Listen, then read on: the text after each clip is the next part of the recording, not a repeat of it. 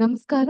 ಮಧ್ಯಾಹ್ನ ಪ್ರೀತಿಯ ವಿದ್ಯಾರ್ಥಿಗಳಿಗೆ, ಶಾಲಾ ಶಿಕ್ಷಕರಿಗೆ ಹಾಗೂ ಶಾಲಾ ಸಿಬ್ಬಂದಿ ವರ್ಗದವರಿಗೆ ನಿಮ್ಮೆಲ್ಲರಿಗೂ ಕೂಡ ವಿದ್ಯಾಶಕ್ತಿಯ ವಿಜ್ಞಾನದ ತರಗತಿಗೆ ಆತ್ಮೀಯವಾದಂತಹ ಸ್ವಾಗತ. ಮಕ್ಕಳೇ, ಹೇಗಿದ್ದೀರಾ? ವಾರದ ಅತಿಥಿಗಳಲ್ವಾ ನಾವಿಬ್ರು? ನಿಮ್ಮನ್ನ ಭೇಟಿಯಾಗೋದು ಪ್ರತಿ ಬುಧವಾರ, ನೀವು ಸಹ ವಿಜ್ಞಾನದ ಸೆಷನ್ಗೆ ಕಾಯೋದು ಪ್ರತಿ ಬುಧವಾರ.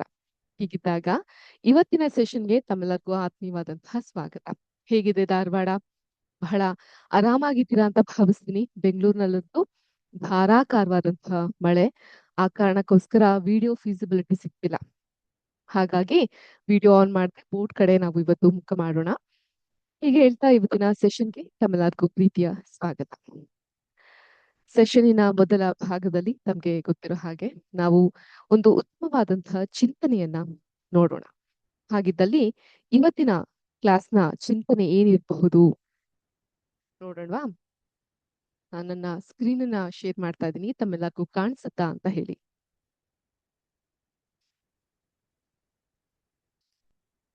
ಕಾಣಿಸ್ತಾ ಇದೆಯಾ ಮಕ್ಳೇ ನನ್ನ ಸ್ಕ್ರೀನು? ಎಸ್, ಜೋರಾಗಿ ಹೇಳ್ತೀರಾ? ಆಯ್ತಲ್ಲ ಊಟ ಎಲ್ಲಾರ್ದು? ಫ್ಯಾಂಟಾಸ್ಟಿಕ್. ವೆಲ್, ಇವತ್ತಿನ ಸ್ಕ್ರೀನ್ ಅಲ್ಲಿ ನಾವು ಮಾತಾಡ್ಲಿಕ್ಕೆ ಹೊರಟಿರುವಂತ ನಮ್ಮ ದೇಶಕ್ಕೆ ಸ್ವಾತಂತ್ರ್ಯವನ್ನ ಕೊಟ್ಟಂತಹ ಫಾದರ್ ಆಫ್ ದ ನೇಷನ್ ಅಂತ ಕರೆಸ್ಕೊಳ್ಳುವಂತಹ ಕರಮ್ಚಂದ್ ಗಾಂಧಿ, ಮೋಹನ್ ದಾಸ್ ಕರಮ್ಚಂದ್ ಗಾಂಧಿ ಅರ್ಥಾತ್ ಮಹಾತ್ಮ ಗಾಂಧಿ. ಒಬ್ಬ ವ್ಯಕ್ತಿಯನ್ನ ಮಹಾನಾದಂತಹ ಆತ್ಮ ಅಂತ ಕರೆಯೋದು ಅವರಿಗೆ ನಾವು ನೀಡುವಂತಹ ಶ್ರೇಷ್ಠವಾದಂತಹ ಗೌರವ ಅಲ್ವಾ? ಇವತ್ತು ಗಾಂಧೀಜಿಯವರು ಹೇಳಿರುವಂತಹ ಒಂದು ನುಡಿಮುತ್ತನ್ನ ಕೇಳೋಣ. ಸಾವಿರ ಮಾತುಗಳಿಗಿಂತ ಸ್ವಲ್ಪ ಒಳ್ಳೆಯ ಅಭ್ಯಾಸವೇ ಹೆಚ್ಚು ಮೌಲ್ಯವಾದದ್ದು. ಕನ್ನಡದಲ್ಲಿ ಒಂದು ಮಾತೆ ಅಲ್ವಾ? ಹೇಳುವವನು ಮಾಡಲಾರ, ಮಾಡುವವನು ಹೇಳಲಾರ. ಅದೇ ರೀತಿ ಎಷ್ಟೋ ಮಾತುಗಳು, ನಾನು ಹಾಗ್ ಮಾಡ್ತೀನಿ, ಹೀಗ್ ಮಾಡ್ತೀನಿ, ಈ ಸಲ ಎಕ್ಸಾಮ್ ನಲ್ಲಿ ನಾನೇ ಫಸ್ಟ್ ಬಂದ್ಬಿಡ್ತೀನಿ, ನಾಳೆಯಿಂದ ಬೇಗ ಎದ್ದೋಳ್ಬಿಡ್ತೀನಿ, ಹೀಗೆಲ್ಲ ಏನೇನೋ ಮಾತುಗಳನ್ನ ಹೇಳ್ತೀವಿ. ಅಷ್ಟು ಮಾತಿಗಿಂತ ಒಂದು ಚಿಕ್ಕ ಉತ್ತಮವಾದಂತಹ ಅಭ್ಯಾಸವನ್ನ ಏನ್ ರೂಢಿಸ್ಕೊತೀವಿ, ಈ ಕ್ಷಣದಿಂದ ನಾವ್ ಏನ್ ಮಾಡ್ತಾ ಹೋಗ್ತೀವಿ, ಅದು ಹೆಚ್ಚು ಮೌಲ್ಯಯುಳ್ಳದ್ದು ಅನ್ನುವಂಥ ತತ್ವವನ್ನ ಈ ಒಂದು ಮಾತು ನಮ್ಗೆ ಹೇಳ್ತಾ ಸಾಕ್ತಾ ಹೋಗುತ್ತೆ. ಓಕೆ, ಈ ಒಂದು ನುಡಿಯನ್ನ ನೀವು ಕೂಡ ನಿಮ್ಮ ಜೀವನದಲ್ಲಿ ಪಾಲಿಸಿ ಅಂತ ಹೇಳ್ತಾ ಇವತ್ತಿನ ಸೆಷನ್ ಅನ್ನ ನಾವು ಆರಂಭಿಸೋಣ. ನಾನು ಸೆಷನ್ ಆರಂಭ ಮಾಡೋಕ್ಕಿಂತ ಮುಂಚೆ ಲಾಸ್ಟ್ ಕ್ಲಾಸ್ ನಲ್ಲಿ ನಾನು ನಿಮ್ಗೊಂದು ಹೋಮ್ ವರ್ಕ್ ಕೊಟ್ಟಿದ್ದೆ, ಟಾಸ್ಕ್ ಕೊಟ್ಟಿದ್ದೆ. ಗೊತ್ತಿದ್ಯಾ? ಏನ್ ಟಾಸ್ಕ್ ಕೊಟ್ಟಿದ್ದೆ ನಾನು ನಿಮ್ಗೆ? ಯಾರಿಗ್ ನಿಂತಿದೆ? Very good. ನಮ್ಮ ಕರ್ನಾಟಕದಲ್ಲೇ ಪ್ರಮುಖ ಹುಲಿಗಳು ಇರುವಂತಹ ಅಭಯಾರಣ್ಯಗಳು ಯಾವುದು ಅಥವಾ ಹುಲಿ ಸಂರಕ್ಷಣಾ ಪ್ರದೇಶಗಳು ಯಾವುದು ಅಂತ.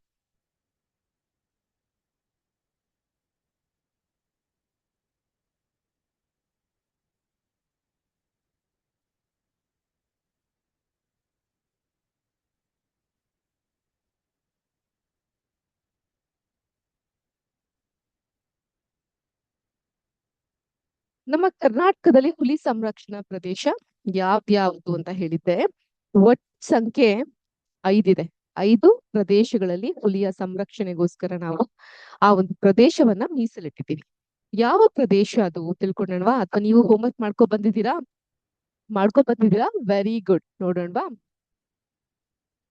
ನಮ್ಮ ಕರ್ನಾಟಕದಲ್ಲಿ ಅತಿ ಹೆಚ್ಚು ಹುಲಿಗಳಿದೆ. ಇಡೀ ಭಾರತದಲ್ಲೇ ನಮ್ಮ ಕರ್ನಾಟಕದಲ್ಲಿ ಪ್ರೈಡ್ ಆಫ್ ಕರ್ನಾಟಕ ಹುಲಿಗಳು ಹೆಚ್ಚಾಗಿದೆ. ಅದರಲ್ಲೂ ಹುಲಿಗಳು ಹೆಚ್ಚಾಗಿರುವಂತಹ ಪ್ರದೇಶದಲ್ಲಿ ಒಂದು ಬಂಡೀಪುರ, ನಾಗರಹೊಳೆ, ಭದ್ರಾ, ಕಾಳಿ ಹಾಗೂ ಬಿಳಿಗಿರಿ ರಂಗನಾಥ ಸ್ವಾಮಿ ಬೆಟ್ಟ. BRT ಟ್ರಿಪ್ಗಳಿಗೆ ಬಂದಿರಬಹುದು ನೀವು.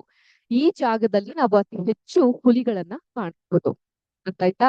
ಎಲ್ಲೆಲ್ಲಿದೆ ಹುಲಿಗಳು? 5 ಪ್ರದೇಶಗಳು ನೋಟ್ ಮಾಡ್ಕೊಂತೀರಾ? ಬಂಡೀಪುರ ಅಭಯಾರಣ್ಯ, ನಾಗರಹೊಳೆ, ಭದ್ರಾ, ಕಾಳಿ, BRT ಅಂದ್ರೆ ಬಿಳಿಗಿರಿ ರಂಗನಾಥ ಸ್ವಾಮಿ ಬೆಟ್ಟ. ಅಲ್ಲಿ ಬಹಳ ಸುಂದರವಾದಂತಹ ಪ್ರದೇಶ ಬಿಳಿಗಿರಿ ರಂಗನಾಥ ಸ್ವಾಮಿ ಬೆಟ್ಟ. ಅಲ್ಲಿ ಹುಲಿಯ ಅಭಯಾರಣ್ಯ ಇದೆ, ಜೊತೆಗೆ ರಂಗನಾಥ ಸ್ವಾಮಿ ದೇವಾಲಯ ಇದೆ. ಆ ಕಾರಣಕ್ಕೋಸ್ಕರ ತುಂಬಾ ಫೇಮಸ್ ನಮ್ಮ ದಕ್ಷಿಣ ಕರ್ನಾಟಕದಲ್ಲಿ ಬರುತ್ತೆ. ಈ ಒಂದು ಮಂಡ್ಯ, ಮೈಸೂರು ಆ ಜಾಗದಲ್ಲಿ ಬರುತ್ತೆ. ಆಯ್ತಾ? ನೋಟ್ ಮಾಡ್ಕೊಂತೀರಾ? Okay, I'll give you 30 seconds time. 30 second ಸಮಯವನ್ನ ಕೊಡ್ತೀನಿ, ಮಾಡ್ಕೊಳ್ಳಿ, ಬರೀರಿ. ಕರ್ನಾಟಕದ ಹುಲಿ ಸಂರಕ್ಷಣಾ ಪ್ರದೇಶ ಬಂಡೀಪುರ, ನಾಗರಹೊಳೆ, ಭದ್ರಾ, ಕಾಳಿ, PRT.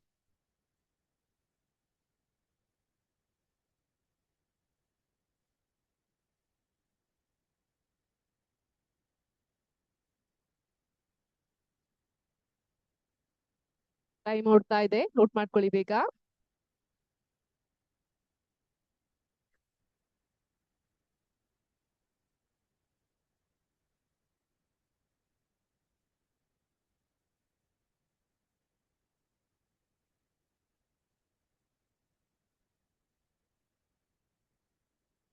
ಆಯ್ತು ಮಕ್ಳೇ, ನೋಟ್ ಮಾಡಿದ್ರಾ? Very good. ಇದಿಷ್ಟು ಪ್ರದೇಶಗಳು ಹುಲಿ ಸಂರಕ್ಷಿತ ಪ್ರದೇಶ.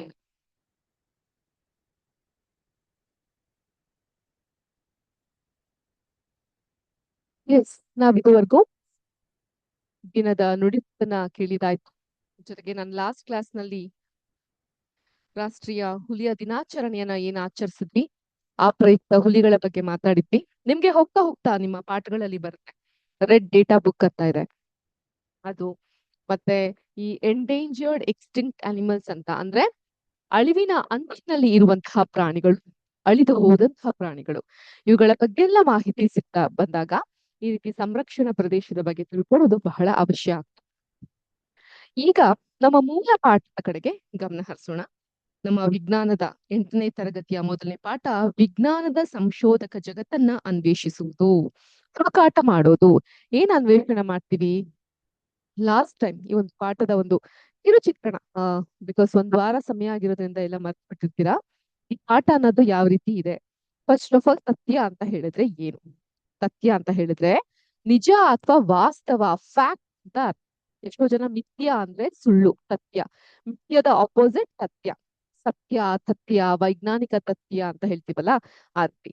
ಈ ಒಂದು ಸಿಲೆಬಸ್ ನ ಉದ್ದೇಶ, ವಿಜ್ಞಾನ ಅಂತ ಬಹಳ ಬರೀ ಮಾಹಿತಿಯನ್ನ ಕಂಠಪಾಠ ಮಾಡೋದಲ್ಲ, ಬದಲಿಗೆ ನೈಜ ಅನುಭವಗಳನ್ನ ಪ್ರಶ್ನೆ ಕೇಳೋದು, ಪ್ರಯೋಗ ಮಾಡೋದು, ಮತ್ತೆ ವಿಜ್ಞಾನಿಯಂತೆ ಆಲೋಚಿಸುವುದು, to question, to experiment and to think like a scientist. ವಿಜ್ಞಾನದ ಶೋಧನಾ ಸ್ವಭಾವವನ್ನ ನಾವು ಬೆಳೆಸ್ಕೊಬೇಕಾಗತ್ತೆ. ಸೊ ನಾವು 6th ಸ್ಟ್ಯಾಂಡರ್ಡ್ ಅಲ್ಲಿ ಯಾಕೆ ಹೀಗಿದೆ, ಯಾಕೆ ಹೀಗಾಯ್ತು, ಹೇಗೀಗಾಯ್ತು ಅಂತ ಪ್ರಶ್ನಿಸಿದ್ವಿ. 7th ಅಲ್ಲಿ ಅನ್ವೇಷಣೆ ಹೆಚ್ಚಾದಂತೆ ಆಲೋಚನೆಗಳು ವಿಕಾಸನಗೊಳ್ತು. ಈಗ 8ನೇ ತರಗತಿ ಹೈಸ್ಕೂಲ್ಗೆ ನೀವೆಲ್ಲ ಬಂದಿದ್ದೀರಾ, ಆದ್ರಿಂದ ಗಹನವಾದಂತಹ ಪ್ರಶ್ನೆಗಳನ್ನ ಕೇಳಿ ಸರಳವಾದಂತಹ ಪ್ರಯೋಗಗಳನ್ನ ವಿನ್ಯಾಸಗೊಳಿಸಿ ಉತ್ತರ ಕಂಡ್ಕೊಳ್ಳೋದನ್ನ ನಾವು ಕಲಿತಾ ಹೋಗ್ತೀವಿ. ಮತ್ತೆ ನಿಮ್ಮ ಟೆಕ್ಸ್ಟ್ ಬುಕ್ ನ ಹೇಗ್ ಡಿಸೈನ್ ಮಾಡಿದ್ದಾರೆ? ಸದಾ ಕೆಳಭಾಗದಲ್ಲಿ ಬೇರು, ರೂಟ್ಸ್ ಗಳನ್ನ ನೋಡ್ಬಹುದು. ಅದೇ ತರ ಮೇಲ್ಭಾಗದಲ್ಲಿ ಪರಿಸರ, ಸಂಪ್ರದಾಯಗಳು ಹಾಗೂ ಸಾಂಸ್ಕೃತಿಕ ಜ್ಞಾನವಾದ ದೃಢವಾದ ತಳಹದಿ, ಈ ಬೇರುಗಳು. ಮತ್ತೆ ಮೇಲ್ಭಾಗದಲ್ಲಿ ಗಾಳಿಪಟ ಇದೆ. ಗಾಳಿಪಟ ನಮ್ಮ ಸೃಜನಶೀಲತೆ ಅಂದ್ರೆ ಕ್ರಿಯೇಟಿವಿಟಿ, ಆಕಾಶದಷ್ಟೇ ಎತ್ತರಕ್ಕೆ ಹಾರುವ ಮುಕ್ತ ಕಲ್ಪನಾ ಶಕ್ತಿ ನಮ್ಮಲ್ಲಿದೆ ಅನ್ನೋದನ್ನ ಹೇಳುತ್ತೆ. ಫಾಸ್ಟ್ ಆಗಿ ಒಂದು ಕ್ವಿಕ್ ರೀಕ್ಯಾಪ್ ಅಂತ ಕೊಟ್ಬಿಟ್ವಿ ಕ್ಲಾಸ್ ನಲ್ಲಿ ಏನಾಯ್ತು ಅಂತ. ಇವತ್ತಿನ ಕ್ಲಾಸ್ ನಲ್ಲಿ ಈ ಇಲ್ಲೊಂದು ಗೊಂಬೆ ಕಾಣಿಸ್ತಾ ಇದೆಯಲ್ಲ, ಏನಂತೀವಿ ಗೊಂಬೆಗೆ? ಝೂ ಗೊಂಬೆ ಅಂತೀವಿ ಇದಕ್ಕೆ. ಈ ಗೊಂಬೆ ಹೇಗೆ ತಲೆ ಕೆತ್ಕೊಳ್ತಾ ಇದೆಯೋ ಅದೇ ರೀತಿ ನಮ್ಮ ಪರಿಸ್ಥಿತಿ ಅಲ್ವಾ? ಎಷ್ಟೋದಿದೆ, ನಾವ್ ಹೆಂಗ್ ಓದೋದು, ನಾವ್ ಹೆಂಗ್ ನೆನ್ಪಿಟ್ಕೊಳೋದು, ಇದನ್ನೆಲ್ಲ ನಮ್ಗೆ ಹೇಳ್ಕೊಡ್ತಾ ಇರೋಂಥ ಮುಖ್ಯ ಉದ್ದೇಶ ಏನು? ಏನಿದ್ರ ಆಬ್ಜೆಕ್ಟಿವ್ ಅಥವಾ ಸಂದೇಶ ಏನು? ನೋಡಿ, ಸಂದೇಶ ಹೀಗಿದೆ. ದೃಢವಾದ ವೀಕ್ಷಣೆ, ಬೇರು ಏನ್ ಮಾಡುತ್ತೆ? ದೃಢವಾದ ವೀಕ್ಷಣೆಯನ್ನ ನೀಡುತ್ತೆ ಮತ್ತು ಮುಕ್ತ ಆಲೋಚನೆಯನ್ನ ನೀಡುತ್ತೆ. ಸೊ ಬೇರ್ಗಟ್ಟಿ ಇದ್ದಾಗ ನಮ್ಮ ಆಲೋಚನಾ ಶಕ್ತಿ ಕೂಡ ಆಕಾಶಕ್ಕೆ ಹಾರುತ್ತೆ. ಅರ್ಥ ಆಯ್ತಾ? ಸೊ ಬೇರು ಪ್ಲಸ್ ಗಾಳಿಪಟ ಅಂದ್ರೆ ದೃಢವಾದ ವೀಕ್ಷಣೆ ಮತ್ತು ಮುಕ್ತ ಆಲೋಚನೆ, ಇವೆರಡೂ ಒಟ್ಟಿಗೆ ಸೇರಿದಾಗ ಮಾತ್ರ ವೈಜ್ಞಾನಿಕ ಅನ್ವೇಷಣೆ ಅನ್ನೋದು ಸಾಧ್ಯವಾಗುತ್ತೆ. ಐ ರಿಪೀಟ್, ದೃಢವಾದ ವೀಕ್ಷಣೆ ಮತ್ತು ಮುಕ್ತ ಆಲೋಚನೆ ಇವೆರಡೂ ಸೇರಿದಾಗ ಮಾತ್ರ ವೈಜ್ಞಾನಿಕ ಅನ್ವೇಷಣೆ ಅನ್ನೋದು ಸಾಧ್ಯವಾಗುತ್ತೆ. ತಿಳಿತಾ? ಸೊ ಆದ್ರಿಂದ ನಿಮ್ಮ ಈ ಒಂದು ಪರ್ಟಿಕ್ಯುಲರ್ ಸಬ್ಜೆಕ್ಟ್ 8ನೇ ತರಗತಿಯಲ್ಲಿ ನೀವು ಕಲಿಯಲಿರುವಂತಹ ಪ್ರಮುಖ ವಿಷಯಗಳ ಒಂದು ಪಕ್ಷಿನೋಟ ನೋಡೋಣವಾ. ಪಕ್ಷಿನೋಟ ಅಂದಾಗ, ಪಕ್ಷಿನೋಟ ಅಂದ್ರೆ ಏನು? ಹಕ್ಕಿಗಳು ಆಕಾಶದಲ್ಲಿ ಹಾರ್ತವೆ, ಆಕಾಶಕಾಯಿಗಳು ಅಲ್ವಾ ಅವು. ಹಾರ್ತಾ ಇದ್ರು ಕೂಡ ಭೂಮಿಯ ಮೇಲೆ ಅವಕ್ಕೆ ಹರಿದಾಡುವಂತಹ ಹುಳುಗಳು, ಹುಪ್ಪಟೆಗಳು ಕಾಣಿಸುತ್ತೆ. ಅಷ್ಟು ತೀಕ್ಷ್ಣವಾದಂತಹ ದೃಷ್ಟಿ ಅವರಿಗಿರುತ್ತೆ. ಸೊ ಅದು ಒಂದ್ ಅರ್ಥ. ಇನ್ನೊಂದು ಅರ್ಥ ಪಕ್ಷಿ ನೋಟ ಅಂದಾಗ ಒಂದು ಗ್ಲಾನ್ಸ್ ಮಾಡೋದು, ದೂರದಿಂದ. ಮ್ಯಾಕ್ರೋ ಲೆವೆಲ್ ಆಫ್ ಲರ್ನಿಂಗ್ ಅಂತ ಕರಿತೀವಿ ನಾವು ಇಂಗ್ಲಿಷ್ ನಲ್ಲಿ. ನೋಟ್ ಮಾಡ್ಕೋಬಹುದು. ಪಕ್ಷಿ ನೋಟ ಅಂದ್ರೆ ಮ್ಯಾಕ್ರೋ ಲೆವೆಲ್ ಆಫ್ ಲರ್ನಿಂಗ್ ಅಂತ, ದೂರದಿಂದ ಕಣ್ಣು ಹಾಯಿಸೋದು. ಓಕೆ, ಆ ರೀತಿಯಾಗಿ ಇರುತ್ತೆ ಈ ನಮ್ಮ 8ನೇ ತರಗತಿಯ ಪಾಠ. ನೋಟ್ ಮಾಡ್ಕೊಳ್ಳಿ ಇದನ್ನ ಮಕ್ಕಳೇ. ನಮ್ಮ 8ನೇ ತರಗತಿಯಲ್ಲಿ ಮೊದಲು ನಾವು ಕಲಿಯೋದು ಅಗೋಚರ ಜೀವ ಜಗತ್ತು ಹಾಗೂ ಆರೋಗ್ಯ. Your very next chapter. ಈ ಒಂದು ಚಾಪ್ಟರ್ ಮುಗಿದ್ಮೇಲೆ ದ ವೆರಿ ನೆಕ್ಸ್ಟ್ ಚಾಪ್ಟರ್ ಬಂದು ಅಗೋಚರ ಜೀವ ಜಗತ್ತು ಹಾಗೂ ಆರೋಗ್ಯ. ಅರ್ಥ ಆಯ್ತಾ? ಈಗ ನಿಮ್ಗೆಲ್ಲ bread bread, cake, biscuit. Super ಖುಷಿ ಅನ್ಸುತ್ತಲ್ಲ ಇದನ್ನೆಲ್ಲ ಕೇಳಿದಾಗ. ರಸ್ಕ್. ಓಕೆ, ನಿಮ್ಮೆಲ್ಲರಿಗೂ ಗೊತ್ತಿರ್ಲಿ, ನಮ್ಮ ಕಣ್ಣಿಗೆ ಕಾಣದಂತಹ ಜೀವಿಗಳನ್ನ ನಾವ್ ಏನಂತ ಕರಿತೀವಿ? ಇಂಗ್ಲಿಷ್ ನಲ್ಲಿ ಬರ್ತೀವಿ ನೋಡಿ.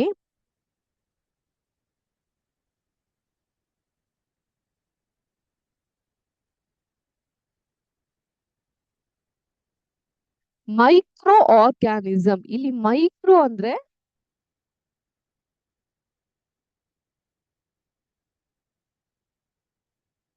ಆರ್ಗ್ಯಾನಿಸಮ್ ಅಂದ್ರೆ ಕೂಡಿಸಿ ಏನಾಗುತ್ತೆ? ಸೂಕ್ಷ್ಮ ಜೀವಿಗಳು. Micro organism. ಇದು ನಮ್ಮ ಕಣ್ಣಿಗೆ ಕಾಣಲ್ಲ. ಈ ಪೆನ್ ಕಾಣ್ತಾ ಇದೆಯಲ್ಲ, ಇಲ್ಲೊಂದ್ ಚುಕ್ಕಿ ಇಟ್ರೆ ಕಾಣುತ್ತೆ, ಇಷ್ಟಿಟ್ರೆ ಕಾಣುತ್ತೆ, ಇದಕ್ಕೂ ಚಿಕ್ಕದಾಗಿ ಹಿಂಗಿಟ್ರೆ ಕಾಣುತ್ತೆ, ಇದಕ್ಕೆ ಹಿಂಗಿಟ್ರೆ ಕಾಣುತ್ತೆ. ಸೊ ಇದಕ್ಕೂ ಚಿಕ್ಕದಾಗಿರೋದು ನಮ್ಮ ಕಣ್ಣಿಗೆ, ಬರಿ ಕಣ್ಣಿಗೆ ಕಾಣಿಸ್ತಾ ಇರೋದನ್ನ ನಾವು ಸೂಕ್ಷ್ಮ ಜೀವಿಗಳು ಅಂತ ಕರಿತೀವಿ. ಅಮೀಬಾ, ಪ್ಯಾರಮೋಶಿಯಂ, ಸ್ಪೈರೋಗೈರ ಇವೆಲ್ಲ ಕೂಡ ಸೂಕ್ಷ್ಮ ಜೀವಿಗಳಿಗೆ ಸೇರುತ್ತೆ. ಮುಂದಿನ ಚಾಪ್ಟರ್ ಅಲ್ಲಿ ಡೀಟೇಲ್ ಆಗಿ ಕರೀತೀರಾ. ಈ ಸೂಕ್ಷ್ಮ ಜೀವಿಗಳಲ್ಲಿ ಗುಡ್ ಮತ್ತೆ ಬ್ಯಾಡ್. ನಮ್ಗೆ ಗೊತ್ತಿರೋ ಹಂಗೆ ಈ ವೈರಾಣುಗಳು, ವೈರಸ್ ಇನ್ಫೆಕ್ಷನ್ ಆಗೋದು, ಬ್ಯಾಕ್ಟೀರಿಯಲ್ ಇನ್ಫೆಕ್ಷನ್ ಆಗೋದು, ವಾಂತಿ, ಡಯೇರಿಯಾ ಇವೆಲ್ಲ ಕೆಟ್ಟ ಸೂಕ್ಷ್ಮ ಜೀವಿಗಳಿಂದ ನಮ್ಗೆ ಬರುವಂತದ್ದು. ಆಚೆ ಪದಾರ್ಥಗಳನ್ನ ತಿಂದಾಗ, ಸ್ವಚ್ಛತೆಯನ್ನ ಕಾಪಾಡ್ಕೊಂಡೇ ಇದ್ದಾಗ, ನೈರ್ಮಲ್ಯತೆಯನ್ನ ಕಾಪಾಡ್ಕೊಂಡೇ ಇದ್ದಾಗ ಇಂಥ ಜೀವಿಗಳಿಂದ ಅಂಥ ತೊಂದರೆ ಉಂಟಾಗುತ್ತೆ.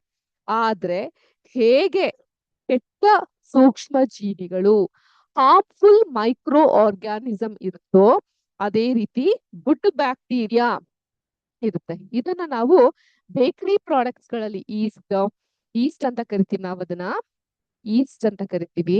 ಇದನ್ನ ಬ್ರೆಡ್, ಬಿಸ್ಕೆಟ್, ಇಂಥದ್ದಕ್ಕೆಲ್ಲ ನಾವು ಬಳಸ್ತಾ ಹೋಗ್ತೀವಿ. ವೈನ್ ಪ್ರೊಡಕ್ಷನ್ ಇಂಥದ್ಕೆಲ್ಲ ಬೆಳೆಸ್ತೀವಿ.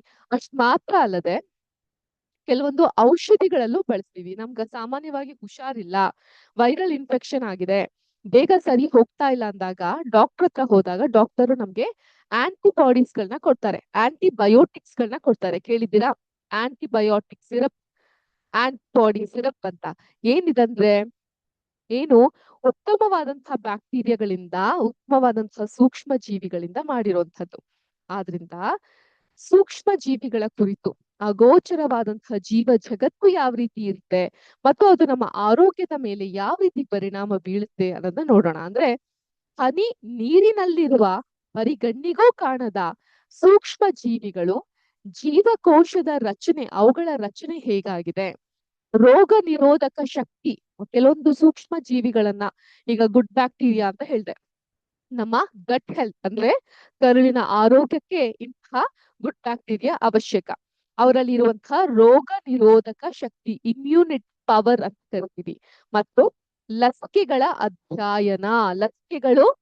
ಲಸಿಕೆಗಳು ಅಂದ್ರೆ ವ್ಯಾಕ್ಸಿನೇಷನ್. Very good. ನಿಮ್ಗೆಲ್ಲ ವ್ಯಾಕ್ಸಿನೇಷನ್ಸ್ ಕಾಲಕ್ಕೆ ಸಿಕ್ಕಿದೆ ಅಲ್ವಾ?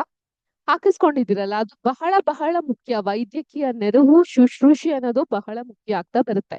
ಇವೆಲ್ಲವೂ ಕೂಡ ಈ ಸೂಕ್ಷ್ಮ ಜೀವಿಗೆ ಸಂಬಂಧಿತ. ಹೇಗೆ madam? How is it related?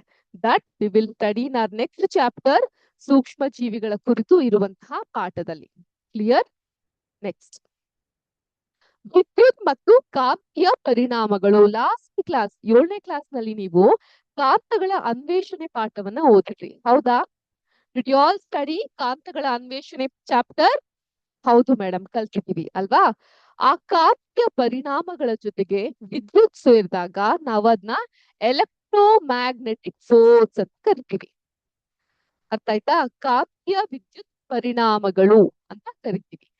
ಅದ್ರ ಕುರಿತು ನಾವು ಕಲಿತಾ ಹೋಗ್ತೀವಿ. ಏನ್ ಕಲಿತಾ ಹೋಗ್ತೀವಿ? ವಿದ್ಯುತ್ ಪ್ರವಾಹದ ಉಷ್ಣದ ಪರಿಣಾಮ. ಸೊ ವಿದ್ಯುತ್ ಪ್ರವಾಹದಿಂದ ಉಂಟಾಗುವಂತಹ ಉಷ್ಣ, ಉದಾಹರಣೆಗೆ ಹೀಟರ್, ಐರನ್ ಬಾಕ್ಸ್ ಮತ್ತು ಕಾಂತೀಯ ಪರಿಣಾಮಗಳು, ಮೋಟರ್ಗಳು. ನಾವೆಲ್ಲ ದಿನನಿತ್ಯ ಬಳಸುವಂತ ಟರ್ಮಿನಾಲಜೀಸ್ ಅಲ್ವಾ?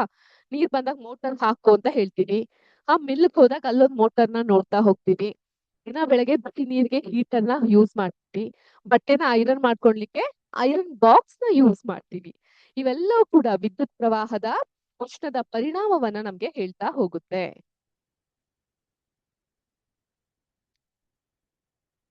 ಓಕೆ, ನೋಟ್ ಮಾಡ್ಕೊಂಡ್ರಾ? ನೆಕ್ಸ್ಟ್ ನೋಡೋಣವಾ? ಅರ್ಥ ಆಗ್ತಾ ಇದ್ಯಾ? ಎಲ್ಲಾದ್ರೂ ವೇಗವಾಗಿ ಮುಂದುವರಿತಾ ಇದೀವಿ ಅಂತ ಅನಿಸ್ತಾ ಇದ್ಯಾ? ಅರ್ಥ ಆಗ್ತಿದೆ, very good. Force and pressure ಅಂದ್ರೆ ಬಲ ಮತ್ತು ಒತ್ತಡ. ಇವೆಲ್ಲನೂ ನಿಮ್ಗೆ ತುಂಬಾ ಈಸಿಯಾಗಿ ಅಂಡರ್ಸ್ಟ್ಯಾಂಡ್ ಆಗ್ಲಿಕ್ಕೆ, ತುಂಬಾ ಈಸಿಯಾಗಿ ಅರ್ಥ ಆಗ್ಲಿಕ್ಕೆ ಅದ್ಭುತವಾದಂತಹ ಸಿಮ್ಯುಲೇಷನ್ ಕೂಡ ನಮ್ಮಲ್ಲಿ ರಚಿತವಾಗಿದೆ ಮಕ್ಕಳೇ. ಅದನ್ನು ಕೂಡ ನೀವು ಅರ್ಥೈಸ್ಕೊಂತಾ ಹೋಗ್ಬೇಕಾಗತ್ತೆ. ಬಲ ಮತ್ತು ಒತ್ತಡ, ಫೋರ್ಸ್ ಮತ್ತೆ ಪ್ರೆಷರ್ಗೆ ಸಂಬಂಧಪಟ್ಟಂತ ಈ ಒಂದು ಪಾಠದಲ್ಲಿ ಬಲಗಳು ವಸ್ತುವಿನ ವೇಗ ಮತ್ತು ದಿಕ್ಕನ್ನ ಹೇಗೆ ಬದಲಾಯಿಸುತ್ತೆ, ಜೊತೆಗೆ ಗಾಳಿಯ ಒತ್ತಡದ ವ್ಯತ್ಯಾಸದಿಂದ ಸಾಧಾರಣವಾಗಿ ತಂಗಾಳಿಯಿಂದ ಹಿಡಿದು ಪ್ರಚಂಡ ಚಂಡಮಾರುತಗಳು ಹೇಗೆ ಉಂಟಾಗುತ್ತೆ. ಸೊ ಈ ಫೋರ್ಸ್ ಇಂದ ಹೇಗೆ ಒಂದು ವಸ್ತುವಿನ ವೇಗ ಮತ್ತು ದಿಕ್ಕು ಹೇಗೆ ಬದಲಾಗ್ತಾ ಹೋಗುತ್ತೆ. ಫಾರ್ ಎಕ್ಸಾಂಪಲ್, ಇಲ್ಲೊಂದು ಪೆನ್ ಕ್ಯಾಪ್ ಇದೆ, ಕಾಣಿಸುತ್ತಾ? ನಾನು ಫೋರ್ಸ್ಫುಲ್ ಆಗಿ ಇದನ್ನ ಹೀಗೆ ಎಸೆದ್ರೆ ಮೂವ್ ಆಗೋಯ್ತು, ಹೊರಟೋಯ್ತಲ್ವಾ? ಅದ್ ಹೇಗೆ ಅದ್ ಫಾಸ್ಟ್ ಆಗಿ ಮೂವ್ ಆಗುತ್ತೆ, ಅದ್ರ ದಿಕ್ಕು ಹೇಗೆ ಬದಲಾಗ್ತಾ ಹೋಗುತ್ತೆ. ಅದೇ ರೀತಿ ಒತ್ತಡದಿಂದ ವಾತಾವರಣದಲ್ಲಿ ಉಂಟಾಗುವಂತಹ ವ್ಯತ್ಯಯಗಳೇನಿರುತ್ತೆ ಅವೆಲ್ಲವನ್ನು ಕೂಡ ಈ ಒಂದು ಪರ್ಟಿಕ್ಯುಲರ್ ಚಾಪ್ಟರ್ ಬಲ ಮತ್ತು ಒತ್ತಡದಲ್ಲಿ ನೀವು ಕಲಿತೀರಾ. ದ್ರವ್ಯದ ಕಣಗಳ ಸ್ವಭಾವ. ಹೀಗಿದ್ರೆ ಘನ, ಹೀಗಿದ್ರೆ ದ್ರವ, ಹೀಗಿದ್ರೆ ಅನಿಲ. ಇದಕ್ಕೊಂದೊಂದು ಉದಾಹರಣೆ ಅಂದ್ರೆ, ನಿಮ್ಮ ಸುತ್ತಮುತ್ತಲ ಗಟ್ಟಿಯಾಗಿ ಏನೇನಿರುತ್ತೆ, ನಿಮ್ಮ ಬೆಂಚ್ ಆಗಿರಬಹುದು, ಚೇರ್ ಆಗಿರಬಹುದು, ನೀವು ಬರೆಯುವಂತಹ ಪೆನ್ ಆಗಿರಬಹುದು, ನೀವು ಹಾಕಿರುವಂತಹ ಬಳೆಗಳಾಗಿರಬಹುದು, ಹೆಣ್ಮಕ್ಳಿದ್ದಲ್ಲಿ ಅಲ್ವಾ? ಗಂಡ್ಮಕ್ಳಿದ್ರೆ ವಾಚ್ ಆಗಿರಬಹುದು. ಹೆಣ್ಮಕ್ಳು ವಾಚ್ ಹಾಕ್ತೀರಾ? ಸೂಪರ್. ಒಟ್ಟು ಇವೆಲ್ಲ ಘನವಸ್ತುಗಳಿಗೆ ಇರುವಂತಹ ಉದಾಹರಣೆಗಳು. ದ್ರವ, ಲಿಕ್ವಿಡ್ ಅಲ್ವಾ? ನೀವು ತಿನ್ನುವಂತಹ ಕುಡಿಯುವಂತಹ, ಕ್ಷಮಿಸಿ, ಜ್ಯೂಸ್ ಆಗಿರಬಹುದು, ನೀರಾಗಿರಬಹುದು, ಇವೆಲ್ಲ ದ್ರವ ವಸ್ತು. ಗ್ಯಾಸ್, ಅನಿಲ. ಈ ದ್ರವ, ಘನ, ಅನಿಲ ಇವುಗಳ ಬಗ್ಗೆ ನಮ್ಮ ಮುಂದಿನ ಸೆಷನ್ ಯಾವಾಗಿರುತ್ತೆ? ಮುಂದಿನ ಬುಧವಾರ ಅಲ್ವಾ? ಆ ಸೆಷನ್ ಅಲ್ಲಿ ಇವುಗಳ ಬಗ್ಗೆ ಡೀಟೇಲ್ಡ್ ಆಗಿ ನಾನು ನಿಮ್ಗೆ ಸಿಮ್ಯುಲೇಷನ್ ಮೂಲಕ ಒಂದು ಎಕ್ಸ್ಪ್ಲೇಷನ್ ನ ನೀಡ್ತಾ ಹೋಗ್ತೀನಿ. ಆದ್ರೆ ಇವತ್ತಿನ ಟಾಸ್ಕ್ ನೋಟ್ ಮಾಡ್ಕೊಳ್ಳಿ, ಬರ್ಕೊಳ್ಳಿ ಒಂದ್ ಕಡೆ. ಇವತ್ತಿನ ಟಾಸ್ಕ್ ಏನಂದ್ರೆ, ನಿಮ್ಮ ಸುತ್ತಮುತ್ತಲಿನ ವಾತಾವರಣದಲ್ಲಿ ಇನ್ ಯೋರ್ ಸರೌಂಡಿಂಗ್ಸ್ ಘನ, ದ್ರವ ಹಾಗೂ ಅನಿಲ ವಸ್ತುಗಳು ಯಾವ್ದ್ಯಾವ್ದು ಅಂತ ನೋಟ್ ಮಾಡ್ಕೊಬೇಕು. ಅರ್ಥ ಆಯ್ತಾ? ಈ ಕ್ಲಾಸ್ ಮುಗಿದ ತಕ್ಷಣ ಮನೆಗೆ ಹೋಗ್ತೀರಾ. ಮನೆಗೆ ಹೋಗ್ತಿದಂಗೆ ಅಮ್ಮ ಬಿಸಿ ಬಿಸಿ ಚಹಾ ಮಾಡ್ಕೊಡ್ತಾರೆ. ಚಹಾ ಬಂದು ಘನ, ದ್ರವ, ಅನಿಲ. ಹಾ, ದ್ರವ. ಗ್ರಹದಿಂದ ಬಿಸಿ ಬಿಸಿ ಚಹಾ ಅಲ್ವಾ? ಹಬೆ ಆಡ್ತಾ ಇರುತ್ತೆ. ಹಬೆ ಘನ, ದ್ರವ, ಅನಿಲ, ಅನಿಲ. Very good. ಅದಾದ ನಂತರ ಸ್ಕೂಲಲ್ಲಿ ಕೊಟ್ಟಿರುವಂತಹ ಹೋಮ್ವರ್ಕ್ ಮಾಡ್ಬಿಡೋಣ ಅಂತ ಪುಸ್ತಕ ತೆಗಿತೀರಾ. ಪುಸ್ತಕ ಘನ, ದ್ರವ ಅಥವಾ ಅನಿಲ. ಘನ. ಈ ರೀತಿಯಾಗಿ ನಿಮ್ಮ ಸುತ್ತಲೂ ನೀವು ಕಾಣಿಸುವಂತಹ ಈ ಘನ, ದ್ರವ, ಅನಿಲ ವಸ್ತುಗಳನ್ನ ನೋಟ್ ಮಾಡ್ಕೊಂಡು ಬನ್ನಿ. ಓಕೆ, ಮಾಡ್ತೀರಾ ಎಲ್ಲರೂ?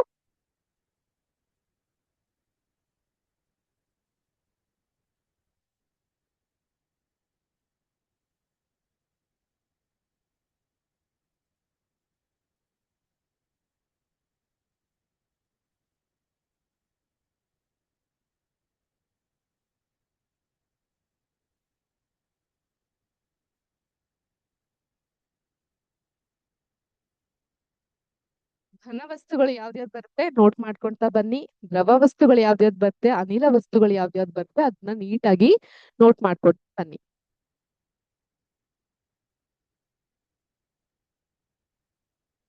ಕಾಣಿಸ್ತಾ ಇದೆಯಾ ನಿಮ್ಗೆ? ಓಕೆ. ನೆಕ್ಸ್ಟ್ ಮುಂದಿನ ವಿಷಯ ಏನು? ಘನ, ದ್ರವ, ಅನಿಲದ ಬಗ್ಗೆ ಮಾತಾಡ್ತಾ ಇದ್ವಿ. ಪ್ರತಿಯೊಂದು ವಸ್ತುವು ಸೂಕ್ಷ್ಮ ಕಣಗಳಿಂದ ಕೂಡಿರುತ್ತೆ. ಆ ಸೂಕ್ಷ್ಮ ಕಣಗಳು ಏನೇನ್ ಇರ್ಬಹುದು? Very good. ಪರಮಾಣುಗಳಿಂದ ಕೂಡಿರುತ್ತೆ, ಮಾಲಿಕ್ಯೂಲ್ಸ್ ಗಳಿಂದ ಕೂಡಿರುತ್ತೆ. ಆದ್ರಿಂದ ಘನ, ದ್ರವ ಮತ್ತು ಅನಿಲಗಳಲ್ಲಿ ಆ ಕಣಗಳ ಚಲನೆ, ಮೂವ್ಮೆಂಟ್ ಆಫ್ ದೋಸ್ ಆಟಮ್ಸ್, ಹಾಗೂ ದ್ರಾವಣಗಳ ರಚನೆ ಯಾವ ರೀತಿ ಇರುತ್ತೆ ಅನ್ನೋದನ್ನ ನಾವು ಈ ಒಂದು ಪಾಠದಲ್ಲಿ ಇನ್ ಡೆಪ್ತ್ ಆಗಿ ಕಲಿತಾ ಹೋಗ್ತೀವಿ. ಹಾಗೆ ಬೆಳಕು ಮತ್ತು ಆಕಾಶಕಾಯಗಳು. ಸೊ ಇದಂತೂ ಬಹಳ ಇಂಟ್ರೆಸ್ಟಿಂಗ್ ಆಗಿರುವಂತಹ ಚಾಪ್ಟರ್ ಮಕ್ಕಳೇ, ಬೆಳಕು ಮತ್ತು ಆಕಾಶಕಾಯಗಳು. ಈ ಒಂದು ಪಾಠದಲ್ಲಿ ಆಕಾಶಕಾಯಗಳು, ಕಾಯಗಳು ಅಂದ್ರೆ ಬಾಡಿ, ಆಕಾಶಕಾಯಗಳು ಅಂದ್ರೆ ಸೆಲೆಸ್ಟಿಯಲ್ ಬಾಡಿ. ಅರ್ಥ ಆಯ್ತಾ? ಆಕಾಶಕಾಯಗಳು ಅಂದ್ರೆ ಸೆಲೆಸ್ಟಿಯಲ್ ಬಾಡಿ ಅಂತ ಅರ್ಥ ಬರುತ್ತೆ. ಸೊ ಆಕಾಶದಲ್ಲಿ ಇರುವಂತಹ ಆಬ್ಜೆಕ್ಟ್ಸ್ ಗಳು, ಅವುಗಳ ಕುರಿತು ಸಮತಲ ಅಥವಾ ವಕ್ರ ದರ್ಪಣಗಳು, ಸಮತಳ ಅಥವಾ ವಕ್ರ ದರ್ಪಣಗಳು ಮತ್ತು ಮಸೂರಗಳು ಅಂದ್ರೆ ಲೆನ್ಸ್. ಪ್ಲೀಸ್ ನಾನು ಹೇಳ್ತಾ ಇದ್ದಂಗುನು ದಯವಿಟ್ಟು ನೀವು ನೋಟ್ ಮಾಡ್ಕೊಂತಾ ಬನ್ನಿ. ಓಕೆ, ನಾನು ಏನ್ ಹೇಳ್ತೀನೋ ಅದನ್ನ ದಯವಿಟ್ಟು ನೋಟ್ ಮಾಡ್ಕೊಂತಾ ಬನ್ನಿ, ಸೊ ದಟ್ ನಿಮ್ಗೆ ನೆಕ್ಸ್ಟ್ ಕ್ಲಾಸ್ ನಲ್ಲಿ ಅದು ಕಲಿಯೋಕೆ ಈಸಿ ಆಗ್ತಾ ಹೋಗುತ್ತೆ.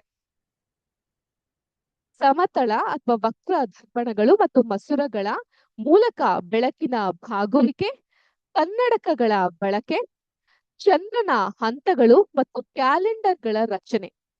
ನಾನು ಲಾಸ್ಟ್ ಕ್ಲಾಸ್ ನಲ್ಲಿ ಬೇರೆ ವಿದ್ಯಾರ್ಥಿಗಳಿಗೆ ಹೇಳ್ತಾ ಇದ್ದೆ, ಈ ಜ್ಯೋತಿಷ್ಯಗಳನ್ನ ಕಲ್ತು ಹೇಳ್ತಾರಲ್ವಾ, ಇಂತಹ ದಿನ ಈ ನಕ್ಷತ್ರ, ಈ ಗ್ರಹಗಳು, ಗ್ರಹಣ ಇಂಥ ಸಮಯದಲ್ಲಿ ಇರುತ್ತೆ, ಅಮಾವಾಸ್ಯೆ ಹೀಗಿರುತ್ತೆ, ಹುಣ್ಣಿಮೆ ಈ ರೀತಿ ಇರುತ್ತೆ.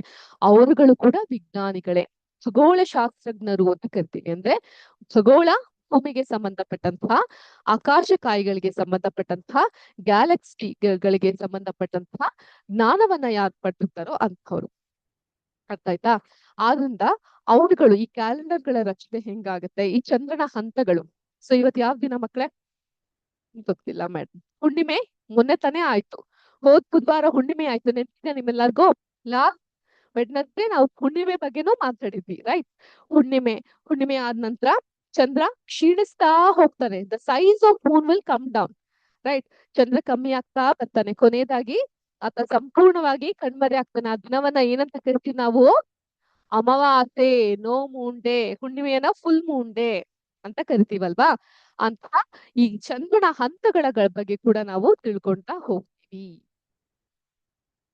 ಆದ್ರಿಂದ ನಮ್ಮ ಪರಿಸರ ಮತ್ತು ಜಾಗತಿಕ ತಾಪಮಾನ, ಗ್ಲೋಬಲ್ ವಾರ್ಮಿಂಗ್, ಇವುಗಳ ಕುರಿತು ಕೂಡ ನಾವು ಆಲೋಚಿಸ್ತಾ ಹೋಗ್ತೀವಿ. ಆದ್ರಿಂದ ಇವೆಲ್ಲದ ಕುರಿತು ನಮ್ಮ ಒಂದು ವಿಜ್ಞಾನದ ಸಂಚಲನ ಮೂಡ್ತಾ ಹೋಗುತ್ತೆ. ಇವೆಲ್ಲವನ್ನ ಕುರಿತು ನಾವು ಕಲಿತಾ ಹೋಗ್ತೀವಿ ನಮ್ಮ ವಿಜ್ಞಾನದ ಚಾಪ್ಟರ್ ಅಲ್ಲಿ.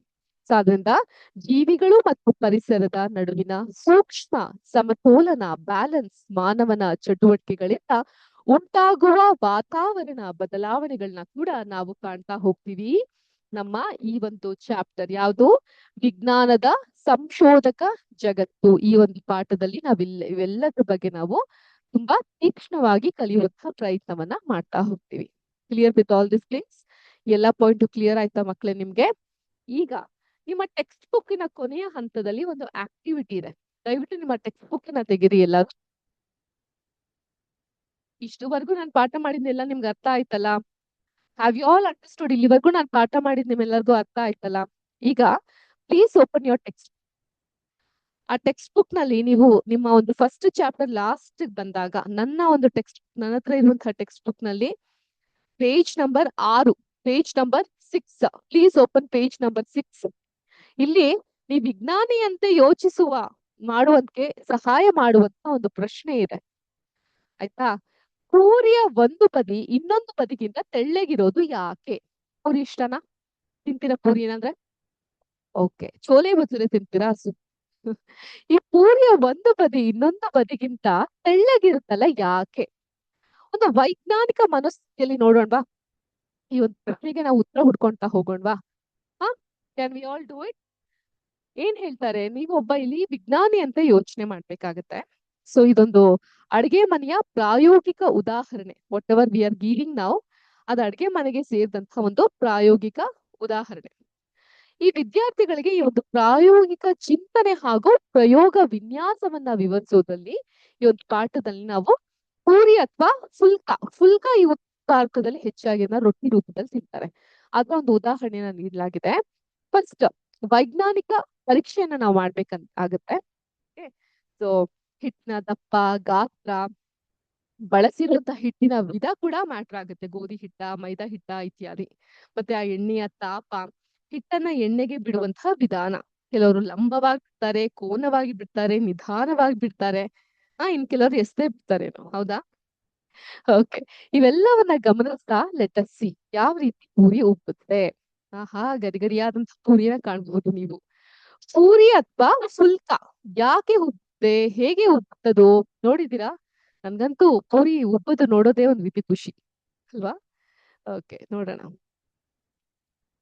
ನೋಡಿ, ಫಸ್ಟ್ ಇಲ್ಲಿ ಮ್ಯಾಟರ್ ಆಗೋದು ಉಷ್ಣತೆ. ಟೆಂಪರೇಚರ್, ಆಯ್ತಾ?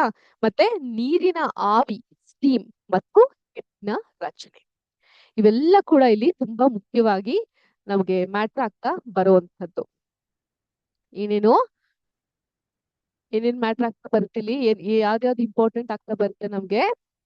ಆ ಒಂದು ಉಷ್ಣತೆ, ನೀರಿನ ಆವಿ ಮತ್ತು ಹಿಟ್ಟಿನ ರಚನೆ. ಹಿಟ್ಟು ಯಾವ್ದು ನಾವು ತೆಕ್ಕೊಂಡಿದೀವಿ, ಗೋಧಿ ಹಿಟ್ಟ, ಮೈದಾ ಹಿಟ್ಟ, ಮತ್ತೆ ಆ ಎಣ್ಣೆಯ ತಾಪ ಹೇಗಿತ್ತು, ಅವೆಲ್ಲ ನಮ್ಗೆ ಗೊತ್ತಾಗ್ತಾ ಬರುತ್ತೆ.